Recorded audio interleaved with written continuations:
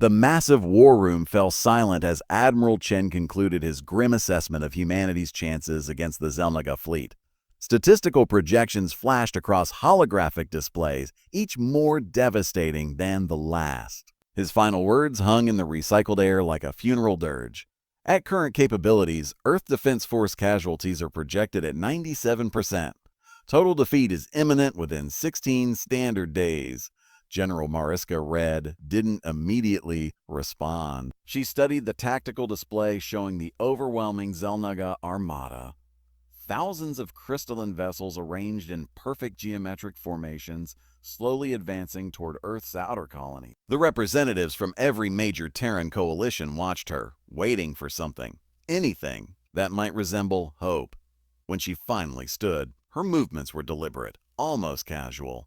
The neural interfaces hummed as they connected her thoughts to the command center's system. Distinguished representatives, she began, her voice steady despite the weight of 12 billion lives on her shoulders. Admiral Chen has meticulously explained why we're outmatched. Let me save you time by confirming he's absolutely right. Confused whispers rippled through the assembled military and civilian leaders. The Xel'naga have us outnumbered 20-1. Their technology outclasses ours in nearly every metric. Their hive mind tactical coordination is perfect. She smiled slightly. By conventional warfare standards, we are utterly, hopelessly screwed. Reed walked slowly around the holographic display, her hand passing through the projection of the enemy fleet. But conventional warfare isn't humanity's strong suit, is it? Throughout our blood-soaked history on Earth and our desperate expansion to the stars, we've never been the strongest or the fastest.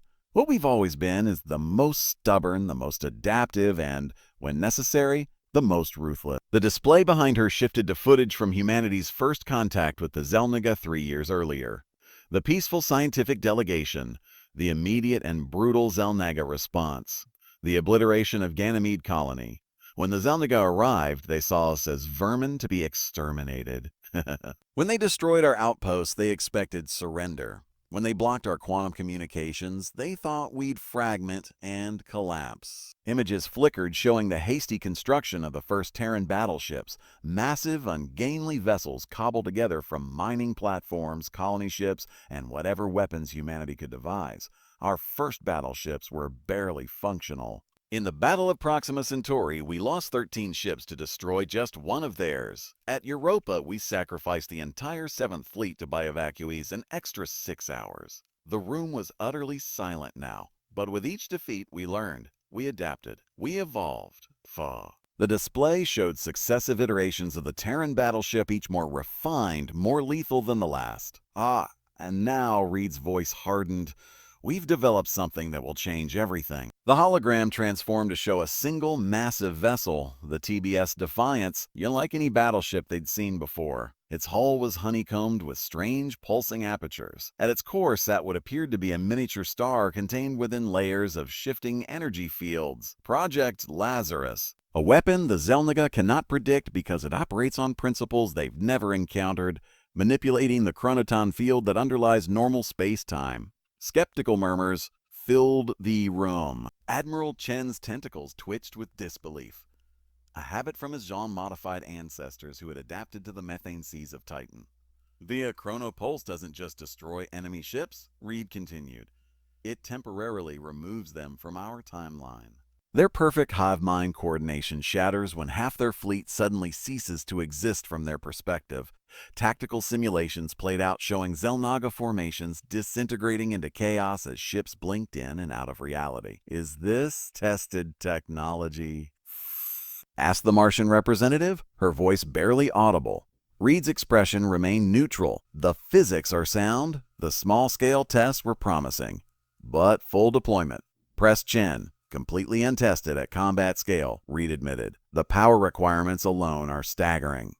We'll need to channel the entire output of 3 fusion reactors directly through the ship's systems. There's a non-zero chance the Defiance will tear itself apart upon activation.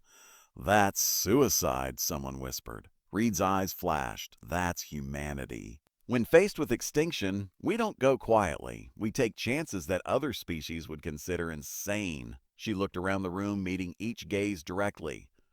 On old Earth, there was a phrase pilots would use before attempting something particularly dangerous. They'd say, "Watch this." It usually preceded either a miracle or a disaster, rarely anything between. The room remained silent, but something had shifted, a spark of the irrational, dangerous hope that had carried humanity through ice ages, plagues, climate collapse, and now perhaps extinction itself. The Xel'naga expect us to surrender or launch a conventional last stand. They cannot conceive of a species willing to risk everything on an untested weapon that might destroy its users along with their enemies. Raid smiled grimly.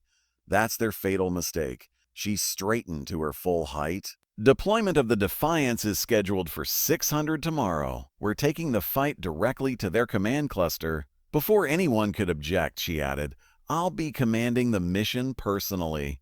3 days later, as the Defiance approached the heart of the Xel'naga fleet, Captain Reed transmitted one final message to Earth. They say this is impossible. Watch this. The chronopulse activated, tearing a hole in reality itself. When the quantum distortions cleared, 60% of the Xel'naga fleet had vanished, caught in a temporal loop that would keep them trapped for centuries. The remainder, their hive mind shattered, fell into disarray. 6 months later, when the last Xel'naga vessel retreated beyond the heliopause, it was pursued by a flotilla of next-generation Terran battleships, each equipped with their own chrono-pulse weapons. At their head flew the battle-scarred Defiance, commanded by the now legendary Admiral Red. Yet the stars themselves seemed to burn brighter that day, illuminating humanity's path forward among them.